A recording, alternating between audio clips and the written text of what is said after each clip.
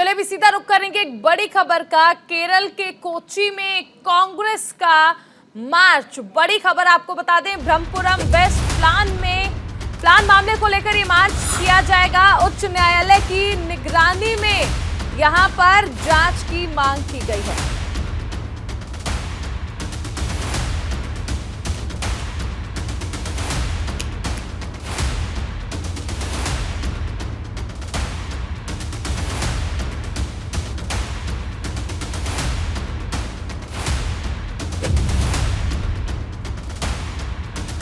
बड़ी खबर केरल से बताई गई। इसके बाद चलिए अब बात करते हैं समाजवादी पार्टी के राष्ट्रीय महासचिव स्वामी प्रसाद मौर्य की, जिन्होंने भदोही का दौरा किया, जहां वो सपा नेता स्वर्गीय शीतला प्रसाद मौर्य के निधन पर आयोजित श्रद्धांजलि सभा में शामिल हुए। मीडिया से बात करते हुए उन्होंने कहा कि बीजेपी सरकार ईस्ट इंडिया कंपनी की तरह कार्य करती है। सरकार पूरे देश को 12 पूंजीपतियों के हाथों में बेच रही है। अडानी और अंबानी को LIC, रेलवे और बैंक को कौड़ियों के भाव बेच दिया। लैंड भेजती थी, वैसे ही भाजपा सरकार पूरे देश को लूट कर, खोखला कर अपने चिन्हित 1-2 उद्योगपतियों अदानी और अंबानी के हाथों में बेच रही है, जिससे नौजवानों को रोजगार मिलता है। हर नौजवान की चाहत होती है हमें सरकारी नौकरी मिले। जहां पर सरकारी नौकरी की उम्मीदें थी, वो सारे के सारे सरकारी विभाग प्रतिष्ठान बेचे जा रहे हैं। आज देश के सभी बंदरगाह, एयरपोर्ट, एयर इंडिया, सारे रेलवे स्टेशन, कई दर्जन ट्रेनें LIC और बैंकों को अदानी और अंबानी के हवाले कौड़ियों के भाव बेच दिया गया। वहीं रांची में बीजेपी के प्रतिनिधि मंडल ने राज्यपाल से मुलाकात की। मुलाकात के दौरान मुख्यमंत्री सोरेन के प्रधान सचिव राजीव अरुण एक्का मामले की CBI जांच की मांग की गई। प्रदेश अध्यक्ष प्रकाश ने कहा कि राजीव अरुण एक्का को मुख्यमंत्री ने उनके पद से हटाने का काम किया और उनकी पोस्टिंग दूसरी जगह करने का काम किया गया।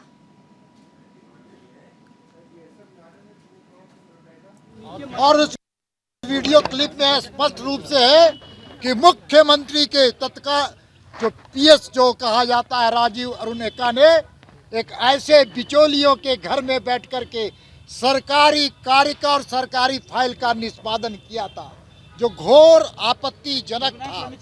और हम कह सकते हैं ये प्रिवेंशन ऑफ करप्शन एक्ट के धारा 700 से लेकर के 7 से 13 तक का उल्लंघन है। ये हम कह सकते हैं कि ऑफिशियल सीक्रेट्स एक्ट का 3 का भी उल्लंघन है। इसलिए हम सब लोग फरियाद करने के लिए आए कि वो राजीव अरुण एक्का जिस बिचौलिए के यहाँ बैठ कर के गलत काम करवा रहा था और पैसे वसूल रहा था, वो किसके इशारे पर इस प्रकार के काम को कर रहा था। राजीव अरुण एक्का को सरकार ने, मुख्यमंत्री के जो पद था उनके PS का, उसको हटाने का काम किया। वहीं अमेठी में न्यायालय के आदेश पर एक व्यक्ति के घर पर बुलडोजर की कार्रवाई हुई। बता दें कि राजमार्ग संख्या 931 के किनारे का अतिक्रमण का काम होना था, लेकिन व्यक्ति ने अवैध निर्माण की नोटिस पर हाईकोर्ट की शरण मांगी। इस मामले में मुकदमा हारने के बाद मकान को खाली करने के लिए 3 महीने का समय दिया गया। समय पूरा होने के बाद प्रशासन ने कार्रवाई की।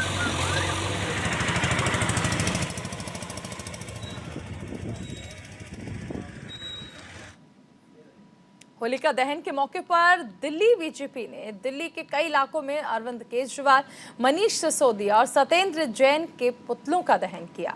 बीजेपी नेताओं का कहना है कि पुतला दहन करके उन लोगों ने दिल्ली की जनता को ये बताने की कोशिश की है कि आम आदमी पार्टी ने जितनी बुराइयां फैला रखी हैं, पुतला दहन करके बुराइयों को खत्म किया जाएगा।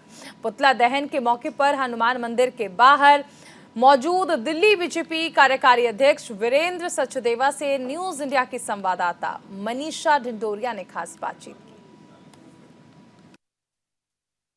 इस वक्त मैं कनॉट प्लेस के हनुमान मंदिर के बाहर हूँ। यहाँ पर दिल्ली बीजेपी का आज प्रदर्शन है और साथ ही यहाँ पर देखिए होलिका दहन के मौके पर ये जो पुतले आप सामने देख रहे हैं, मनीष सिसोदिया, सत्येंद्र जैन और अरविंद केजरीवाल का पुतला, तो यहाँ पर इन पुतलों का दहन आज दिल्ली बीजेपी के द्वारा किया जाएगा। मेरे साथ दिल्ली बीजेपी से कार्यकारी अध्यक्ष वीरेंद्र सचदेवा जी हैं। सर, पुतले हमने देखे, तीनों पुतले, 2 लोगों पर केस है, एक अरविंद केजरीवाल, उनका भी पुतला आपने साथ में लगा दिया है, उनका पुतला।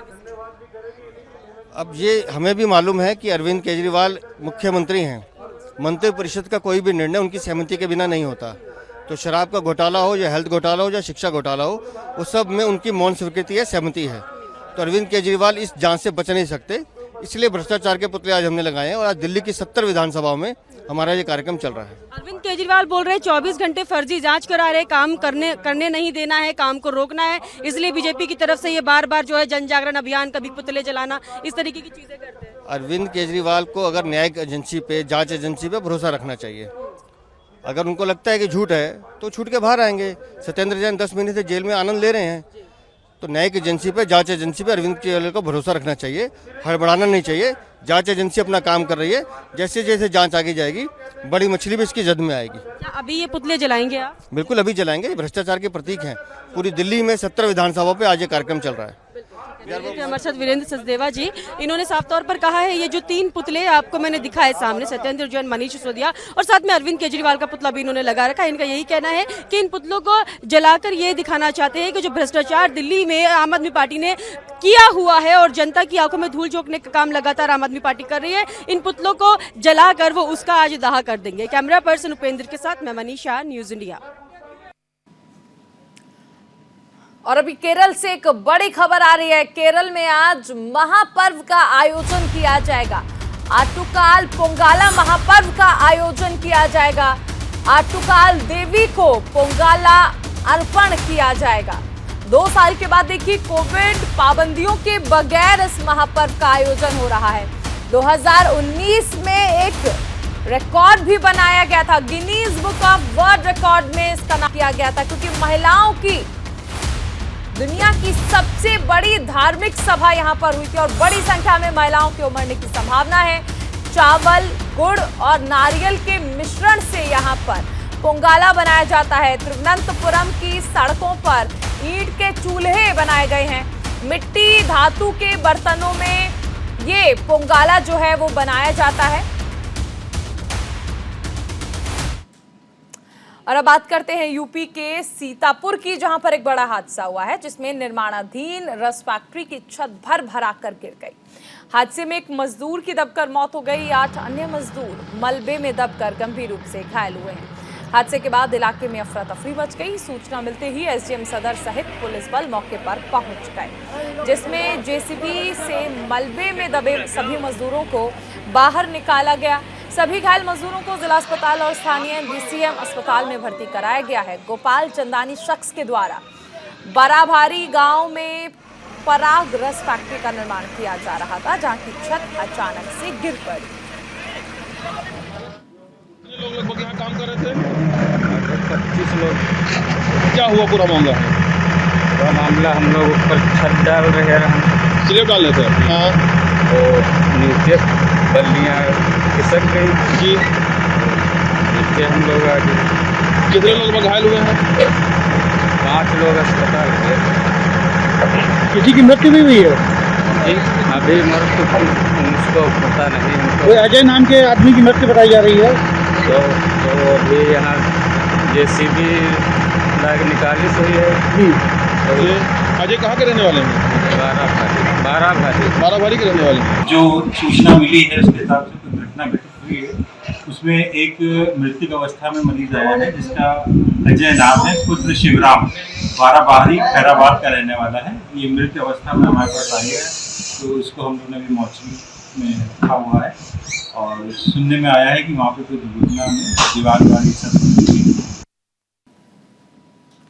और इसी के साथ इस बुलेटिन में फिलहाल इतना ही। आप बने रहिए न्यूज इंडिया के साथ।